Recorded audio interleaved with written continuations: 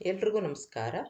ಇವತ್ತು ತುಂಬ ಮೃದುವಾದ ಬಾಯಲ್ಲಿ ಕರಗುವಂಥ ಪೈನಾಪಲ್ ಕೇಸರಿ ಬಾತು ಅಡುಗೆ ಭಟ್ಟರು ಮಾಡುವ ರೀತಿಯಲ್ಲಿ ಮಾಡ್ತಾ ಇದ್ದೀನಿ. ತುಂಬ ರುಚಿಯಾಗಿರುತ್ತೆ, ತುಂಬ ಮೃದುವಾಗಿರುತ್ತೆ. ನೀವು ಸ್ವಲ್ಪ ಹೊತ್ತು ಇದನ್ನು ಇಟ್ಟು ತಿಂದ್ರೂ ಅದೇ ರೀತಿಯಾಗಿ ಮೃದುವಾಗಿರುತ್ತೆ. ಇದನ್ನು ಹೇಗೆ ಮಾಡೋದು ಅಂತ ನೋಡೋಣ. ಒಂದು ದಪ್ಪ ತಳದ ಬಾಣಲೆ ಇಟ್ಕೋಬೇಕು. ಅರ್ಧ ಕಪ್ನಷ್ಟು ತುಪ್ಪ ಹಾಕ್ಕೊಂಡಿದ್ದೀನಿ. ಅಷ್ಟೇ ಪ್ರಮಾಣದ ಎಣ್ಣೆ ಹಾಕ್ಕೋತಾ ಇದ್ದೀನಿ. ಅಡುಗೆಗೆ ನೀವು ಯಾವ ಎಣ್ಣೆ ಬಳಸ್ತೀರಾ ಅದನ್ನು ಹಾಕ್ಕೋಬೇಕು. ಸಣ್ಣ ಊರಿನಲ್ಲಿ ಇವೆರಡನ್ನು ಮಿಕ್ಸ್ ಮಾಡ್ಕೋಬೇಕು. ಈಗ ತುಪ್ಪ ಮತ್ತು ಎಣ್ಣೆ ಬೆರೆತ್ಕೊಂಡಿದೆ. ತುಂಬ ಬಿಸಿ ಮಾಡೋದು ಬೇಡ. ಈಗ ಬೆರೆತ್ಕೊಂಡಿದೆ ಅಂತ ಆದರೆ ಇದನ್ನು ಒಂದು ಕಪ್ಗೆ ಅರ್ಧದಷ್ಟು ಮಾತ್ರ ತೆಕ್ಕೊಂಬಿಡೋಣ. ಈ ಅರ್ಧ ಕಪ್ನಷ್ಟು ಆನಂತರ ಇದನ್ನು ಉಪಯೋಗಿಸ್ಕೋಬೋದು. ಈಗ ಉಳಿದ ತುಪ್ಪ ಮತ್ತು ಎಣ್ಣೆ ಮಿಶ್ರಣಕ್ಕೆ ನಾವು ಡ್ರೈ ಫ್ರೂಟ್ಸ್ನ ಹಾಕ್ಕೊಂಡು ಹುರ್ಕೋಬೇಕು. ಇಲ್ಲಿ ನಾನು ಸ್ವಲ್ಪ ಗೋಡಂಬಿ ಮತ್ತು ದ್ರಾಕ್ಷಿನ ಹಾಕ್ಕೊಂಡು ಕಂದು ಬಣ್ಣ ಬರೋ ತನಕ ಬಾಡಿಸ್ಕೊಂಡಿದ್ದೀನಿ. ಇಷ್ಟಾದರೆ ಸಾಕು, ತುಂಬ ಗಾಢವಾದ ಬಣ್ಣ ಬರೋದು ಬೇಡ.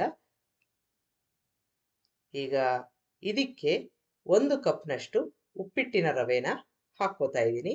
ಯಾವುದಾದ್ರೂ ಒಂದು ಕಪ್ನ ಸೆಟ್ ಮಾಡಿಕೊಂಡು ಅದೇ ಕಪ್ಪಲ್ಲಿ ಎಲ್ಲವನ್ನು ತಗೋಬೇಕು. ಈಗ ಸಣ್ಣ ಊರಿನಲ್ಲಿ ಇದನ್ನು ಹುರ್ಕೋಬೇಕು. ಸುಮಾರು ಒಂದು 7 ರಿಂದ 8 ನಿಮಿಷ ಆಗ್ಬೋದು. ಕಲರ್ ಚೇಂಜ್ ಆಗೋದು ಬೇಡ, ಆದರೆ ಒಂದೊಂದು ಕಣಾನು ರವೆ ಕಣಾನು ಚೆನ್ನಾಗಿ ಅರಳಬೇಕು. ಅದು ತುಂಬ ಮುಖ್ಯವಾದ ಅಂಶ. ಈಗ ಈ ಮಧ್ಯದಲ್ಲಿ ಇದಕ್ಕೆ 3/4 ಕಪ್ನಷ್ಟು ಹೆಚ್ಕೊಂಡಿರೋವಂಥ ಪೈನಾಪಲ್ನ ಹಾಕ್ಕೊಂಡಿದ್ದೀನಿ. ಸಿಹಿಯಾಗಿದ್ದರೆ ಪೈನಾಪಲ್ಲು ತುಂಬ ರುಚಿಯಾಗಿರುತ್ತೆ. ಈಗ ಅದನ್ನು ಸೇರಿಸ್ಕೊಂಡು ಹುರ್ಕೋತಾ ಇದ್ದೀನಿ. ಈಗ ಬಿಸಿಗೆ ಅದು ಸ್ವಲ್ಪ ಬೇಯುತ್ತೆ. ಜೊತೆಗೆ ಅದರ ಒಂದು ಜ್ಯೂಸ್ ಕೂಡ ರವೆಗೆ ಚೆನ್ನಾಗಿ ಬರುತ್ತೆ. ಈಗ ಮಧ್ಯದಲ್ಲಿ ನಾನು ಕೇಸರಿ ದಳನ ಹಾಕ್ಕೊಂಡಿದ್ದೀನಿ. ಕಲರ್ ಬರುತ್ತೆ. ನಿಮಗೆ ಕೇಸರಿ ದಳ ಇಲ್ಲದೆ ಹೋದರೆ ಫುಡ್ ಕಲರ್ನ ಹಾಕ್ಕೋಬೋದು. ಈಗ ಮತ್ತೆ ಹುರ್ಕೋತಾ ಇದ್ದೀನಿ.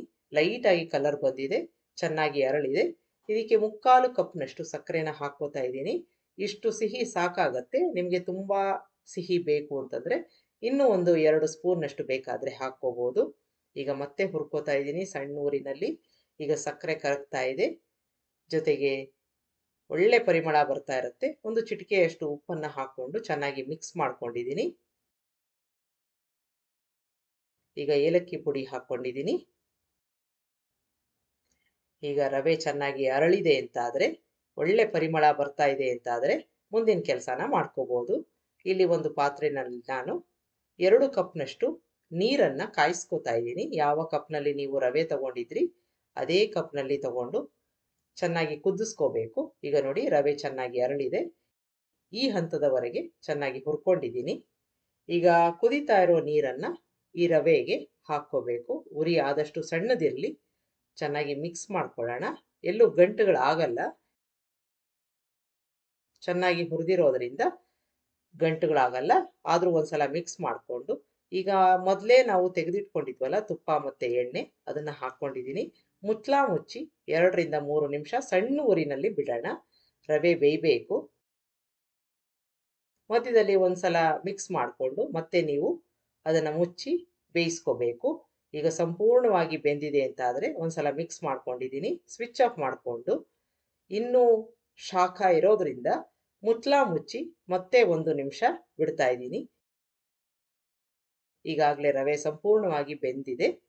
ಈಗ ಒಂದು ಒಳ್ಳೆ ಕನ್ಸಿಸ್ಟೆನ್ಸಿ ಬಂದಿರುತ್ತೆ ನೋಡಿ. ಈ ಥರ ಚೆನ್ನಾಗಿ ಬೆಂದು ಪೂರ್ತಿ ತಳ ಬಿಡೋ ಒಂದು ಹಂತಕ್ಕೆ ಬಂದಿರುತ್ತೆ. ಈಗ ನಮ್ಮ ಕೇಸರಿ ಬಾತು ರೆಡಿ ಆಯಿತು. ಒಂದ್ಸಲ ಮಾಡಿ ನೋಡಿ, ತುಂಬ ರುಚಿಯಾಗಿರುತ್ತೆ. ನೋಡಿ ಈ ಥರ ತಳ ಬಿಟ್ಟಿದೆ, ಸಂಪೂರ್ಣವಾಗಿ ಬೆಂದಿದೆ. ಒಳ್ಳೆ ಪರಿಮಳ ಬರ್ತಾ ಇರೋ ಒಂದು ಪೈನಾಪಲ್ ಕೇಸರಿ ಬಾತು ಬಾಯಲ್ಲಿ ಕರಗೋ ಅಂಥದ್ದು ಬಿಸಿಯಾಗಿರುವಾಗ ಸರ್ವ್ ಮಾಡಿದ್ರೆ ತುಂಬ ಚೆನ್ನಾಗಿರುತ್ತೆ. ಒಂದ್ಸಲ ಮಾಡಿ ನೋಡಿ. ಇನ್ನು ಮುಂದಿಂದು ಇಷ್ಟೇ ರುಚಿಯಾಗಿರೋ ಅಂಥ ಶಿರಾ ಅಂತ ಮಾಡ್ತಾಯಿದ್ದೀನಿ. ಇದರಲ್ಲಿ ಒಂದು ವಿಶೇಷ ಅಂತಂದರೆ ಯಾವುದೇ ಒಂದು ಫ್ಲೇವರ್ ಇರಲ್ಲ. ಯಾವಾಗ ಬೇಕಾದರೂ ದಿಢೀರ್ ಅಂತ ಮಾಡ್ಕೋಬೋದು. ಹೇಗೆ ಮಾಡೋದು ಅಂತ ನೋಡೋಣ. ಈಗ ಒಂದು ಬಾಣಲೆ ತೊಗೊಂಡಿದ್ದೀನಿ. ಆದಷ್ಟು ದಪ್ಪ ತಳದು ತೊಗೊಂಡ್ರೆ ಚೆನ್ನಾಗಿರುತ್ತೆ. 1 ಕಪ್ನಷ್ಟು ತುಪ್ಪ ಹಾಕ್ಕೊಂಡಿದ್ದೀನಿ. ತುಪ್ಪ ಕಾದಿದೆ. ಅದಕ್ಕೆ ನಾನು ಈಗ ಗೋಡಂಬಿ ಮತ್ತು ಬಾದಾಮಿನ ಹಾಕ್ಕೊಂಡು ಹುರ್ಕೋತಾ ಇದ್ದೀನಿ. ಸ್ವಲ್ಪ ಕೆಂಪಗಾದ ತಕ್ಷಣ ತೆಕ್ಕೊಂಡ್ಬಿಡೋಣ ಒಂದು ಬಟ್ಲಿಗೆ. ಈಗ ಒಂದು ಬಟ್ಲಿಗೆ ಹಾಕ್ಕೋತಾ ಇದ್ದೀನಿ. ಇದು ಹಾಕ್ಕೊಂಡಿದ್ದ ನಂತರ ನಾನು ಕಟ್ ಮಾಡ್ಕೋತೀನಿ. ಆಗ ಸುಲಭ ಆಗುತ್ತೆ ಕಟ್ ಮಾಡ್ಕೊಳ್ಳೋದು. ಈಗ ತುಪ್ಪ ಕಾದಿದೆ, ಅದಕ್ಕೆ ಅಷ್ಟೇ ಪ್ರಮಾಣದ ಚಿರೋಟಿ ರವೆನ ಹಾಕ್ಕೋತಾ ಇದ್ದೀನಿ. ಅಕಸ್ಮಾತಾಗಿ ನಿಮ್ಮ ಹತ್ರ ಚಿರೋಟಿ ರವೆ ಇಲ್ಲ ಅಂತಂದರೆ, ಉಪ್ಪಿಟ್ಟಿನ ರವೆ ಇದ್ದರೆ ಅದನ್ನು ಒಂದು ಸುತ್ತು ಸುತ್ತಿಸ್ಕೊಂಡು ಮಿಕ್ಸಿನಲ್ಲಿ ಹಾಕ್ಕೋಬೋದು. ಈಗ ಸಣ್ಣ ಊರಿನಲ್ಲಿ ಸುಮಾರು ಒಂದು 7-8 ನಿಮಿಷ ಈ ರೀತಿ ಹುರ್ಕೋಬೇಕಾಗತ್ತೆ. ಸ್ವಲ್ಪ ಕಲರ್ ಚೇಂಜ್ ಆಗುತ್ತೆ. ನಾನು ಮೊದಲೇ ಹೇಳಿದಾಗೆ ಕೆಲವೊಂದು ಟಿಪ್ಸ್ ಕೂಡ ಇದರಲ್ಲಿ ಇದೆ, ತುಂಬ ಚೆನ್ನಾಗಿ ಬರೋ ಹಾಗೆ. ಮತ್ತು ಯಾವಾಗಲೇ ತಿಂದ್ರೂ ನೀವು ತುಂಬ ಸಾಫ್ಟಾಗಿರೋಕ್ಕೆ 1 ಸ್ಪೂನ್ನಷ್ಟು ಕಡಲೆ ಹಿಟ್ಟನ್ನು ಹಾಕ್ಕೋತಾ ಇದ್ದೀನಿ. ಅದನ್ನು ಸೇರಿಸ್ಕೊಂಡು ತುಪ್ಪದಲ್ಲಿ ಒಳ್ಳೆ ಘಮ ಬರೋ ತನಕ, ಲೈಟಾಗಿ ಕಲರ್ ಚೇಂಜ್ ಆಗೋ ತನಕ ಹುರ್ಕೋಬೇಕು. ಕಣಕಣನೂ ಚೆನ್ನಾಗಿ ಅರಳಬೇಕು. ಅದುವರ ತನಕ ಈ ರೀತಿಯಾಗಿ ಹುರ್ಕೋತಾ ಇರಬೇಕು. ಸಣ್ಣ ಊರಿನಲ್ಲಿ ಹುರ್ಕೋಬೇಕು. ನೋಡಿ ಕಲರ್ ಚೇಂಜ್ ಆಗ್ತಾ ಇದೆ. ನಿಮಗೆ ಸ್ವಲ್ಪ ಡಾರ್ಕ್ ಕಲರ್ ಬೇಕು ಅಂತಂದರೆ ಇನ್ನೂ 1-2 ನಿಮಿಷ ಹುರ್ಕೋಬೇಕಾಗತ್ತೆ. ಈಗ ಲೈಟಾಗಿ ಕಲರ್ ಚೇಂಜ್ ಆಗಿದೆ. ಇಷ್ಟಾದರೆ ಸಾಕು.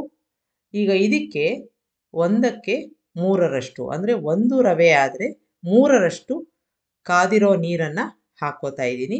ಇದನ್ನು ಹಾಕಬೇಕಾದ್ರೆ ಸ್ವಲ್ಪ ಹುಷಾರಾಗಿ ಹಾಕ್ಕೋಬೇಕು, ಯಾಕೆಂದರೆ ಸ್ವಲ್ಪ ಸಿಡಿಯೋ ಚಾನ್ಸಸ್ ಇರುತ್ತೆ. ಹಾಗಾಗಿ ಕೈನ ದೂರ ಇಟ್ಕೊಂಡು ನಿಧಾನಕ್ಕೆ ಪೂರ್ತಿಯಾಗಿ ಅಂದರೆ 3 ಕಪ್ನಷ್ಟು ಬಿಸಿ ನೀರನ್ನು ಹಾಕ್ಕೋತಾ ಇದ್ದೀನಿ. ಈಗ ಮಿಕ್ಸ್ ಮಾಡ್ಕೊಂಡ್ಬಿಡೋಣ. ಎಲ್ಲೂ ಗಂಟಾಗಲ್ಲ, ಯಾಕೆಂದರೆ ನಾವು ಚೆನ್ನಾಗಿ ಹುರಿದಿದ್ದೀವಿ, ತುಪ್ಪ ಕೂಡ ಇದೆ. ಈಗ ಮಿಕ್ಸ್ ಮಾಡಿಕೊಂಡು ಸಣ್ಣ ಊರಿನಲ್ಲಿ ಮುಚ್ಚಳ ಮುಚ್ಚಿ 1 ಅಥವಾ 1.5 ನಿಮಿಷ ಬಿಡೋಣ. ಅಷ್ಟೊತ್ತು ತನಕ ಅದು ಚೆನ್ನಾಗಿ ಬೇಯುತ್ತೆ. ಈಗ ಮಿಕ್ಸ್ ಮಾಡ್ಕೊಂಡಿದ್ದಾಗಿದೆ. ಈಗಾಗಲೇ ಬೆಂದಿದೆ, ಆದರೂ 1.5 ನಿಮಿಷ ಬಿಡೋಣ ಮುಚ್ಚಳ ಮುಚ್ಚಿ. ಈಗ 1.5 ನಿಮಿಷ ಆಗಿದೆ, ಸಂಪೂರ್ಣವಾಗಿ ಬೆಂದಿದೆ. ನೋಡಿ ಸಾಫ್ಟಾಗಿ ಕೂಡ ಆಗಿದೆ. ಈಗ ಈ ರೀತಿಯಾಗಿ ಒಂದ್ಸಲ ಮಿಕ್ಸ್ ಮಾಡಿಕೊಂಡು 1 ಕಪ್ನಷ್ಟು ಸಕ್ಕರೆನ ನಾನು ಹಾಕ್ಕೋತಾ ಇದ್ದೀನಿ. ನಿಮಗೆ ಸಿಹಿ ತುಂಬ ಬೇಕು ಅಂತಂದರೆ ಇನ್ನೂ 1-2 ಸ್ಪೂನ್ನಷ್ಟು ಹಾಕ್ಕೋಬೋದು, ಆದರೆ ಇಷ್ಟು ಸಿಹಿ ಸಾಕಾಗತ್ತೆ. ಈಗ ಮಿಕ್ಸ್ ಮಾಡ್ಕೊಂಡಿದ್ದಾಗಿದೆ, ಎಲ್ಲವೂ ಚೆನ್ನಾಗಿ ಬೆಂದಿದೆ. ಇದಕ್ಕೆ ಸಕ್ಕರೆನ ಹಾಕ್ಕೊಂಡಾಗ ಸ್ವಲ್ಪ ನೀರಾಗುತ್ತೆ, ಅದು ಕರಗ್ತಾ ಮಿಕ್ಸ್ ಮಾಡ್ಕೋತಾ ಇದ್ದೀನಿ. ಈಗ ಚೆನ್ನಾಗಿ ಮಿಕ್ಸ್ ಮಾಡಿಕೊಂಡು ತಿರ್ಗಾ ಮುಚ್ಚಳ ಮುಚ್ಚಿ ಒಂದು 30ರಿಂದ 1 ನಿಮಿಷದ ತನಕ, ಅಂದರೆ 30 ಸೆಕೆಂಡು ಇಲ್ಲ 1 ನಿಮಿಷ ಬಿಡಬೇಕಾಗತ್ತೆ ಮುಚ್ಚಳ ಮುಚ್ಚಿ. ನೋಡಿ ಸ್ವಲ್ಪ ನೀರಾಗಿದೆ, ಕ್ರಮೇಣ ಅದು ಸರಿ ಹೋಗುತ್ತೆ. ಈಗ ಮುಚ್ಚಳ ಮುಚ್ತಾ ಇದ್ದೀನಿ. 30 ಸೆಕೆಂಡು ಅಥವಾ 1 ನಿಮಿಷ ಬಿಟ್ಟರೆ ಸಾಕು. ಈಗ ಎಲ್ಲವೂ ಚೆನ್ನಾಗಿ ಹೊಂದ್ಕೊಂಡಿದೆ, ಸಕ್ಕರೆ ಸಂಪೂರ್ಣವಾಗಿ ಕರಗಿದೆ. ಇದಕ್ಕೆ ನಾವು ಈಗಾಗಲೇ ಹುರಿದು ಇಟ್ಕೊಂಡಿರುವಂಥ ಡ್ರೈ ಫ್ರೂಟ್ಸ್ನ ಹಾಕ್ಕೋಬೇಕು. ನೋಡಿ ತುಂಬ ಸಾಫ್ಟಾಗಿ ಬಂದಿದೆ, ಎಲ್ಲೂ ಗಂಟಿಲ್ಲ, ಚೆನ್ನಾಗಿ ಬೆಂದಿದೆ, ಹದವಾಗಿ ಬೆಂದಿದೆ. ಈಗ ಡ್ರೈ ಫ್ರೂಟ್ಸ್ ಹಾಕ್ಕೋತಾ ಇದ್ದೀನಿ, ಏಲಕ್ಕಿ ಪುಡಿ ಹಾಕ್ಕೋತಾ ಇದ್ದೀನಿ. ಬೇಕಾದಲ್ಲಿ ಕೇಸರಿ ದಳನ ಹಾಕ್ಕೋಬೋದು, ಕಲರ್ಗಲ್ಲ, ಅಲಂಕಾರಕ್ಕೆ. ಈಗ ಎಲ್ಲವೂ ಚೆನ್ನಾಗಿ ಮಿಕ್ಸ್ ಮಾಡಿಕೊಂಡು ಬಿಸಿ ಬಿಸಿಯಾಗಿ ಸರ್ವ್ ಮಾಡಿ, ತುಂಬ ಚೆನ್ನಾಗಿರುತ್ತೆ. ಈ ಒಂದು ಚಳಿಗೆ ಏನಾದರೂ ಸಿಹಿ ತಿನ್ನಬೇಕು ಅಂತ ಇಷ್ಟ ಇದ್ದಲ್ಲಿ ತಕ್ಷಣ ಮಾಡ್ಕೋಬೋದು. ಒಂದು 20 ನಿಮಿಷದಲ್ಲಿ ತಯಾರಾಗತ್ತೆ. ಒಂದ್ಸಲ ಮಾಡಿ ನೋಡಿ, ನಿಮ್ಮ ಅಭಿಪ್ರಾಯ ತಿಳಿಸಿ. ಈಗ ಸರ್ವ್ ಮಾಡ್ಕೋತಾ ಇದ್ದೀನಿ. ಎಷ್ಟು ಬಿಸಿ ಬಿಸಿಯಾಗಿ ತಿಂತೀರಾ ಅಷ್ಟೇ ಚೆನ್ನಾಗಿರುತ್ತೆ. ಈ ಕೆಲವೊಂದು ಟಿಪ್ಸ್ ಫಾಲೋ ಮಾಡಿದ್ರೆ ಮತ್ತು ಪರ್ಫೆಕ್ಟ್ ಮೆಷರ್ಮೆಂಟ್ ಫಾಲೋ ಮಾಡಿದ್ರೆ ತುಂಬ ರುಚಿಯಾಗಿರೋ ಈ ಶೀರಾ ರೆಡಿಯಾಗುತ್ತೆ. ನಿಮಗೆ ಈ ರೆಸಿಪಿ ಇಷ್ಟ ಆದಲ್ಲಿ ಲೈಕ್ ಮಾಡಿ, ಶೇರ್ ಮಾಡಿ, ಕಮೆಂಟ್ ಮಾಡಿ, ನನ್ನ ಚಾನಲ್ಗೆ ಸಬ್ಸ್ಕ್ರೈಬ್ ಮಾಡಿ. ನಮಸ್ಕಾರ.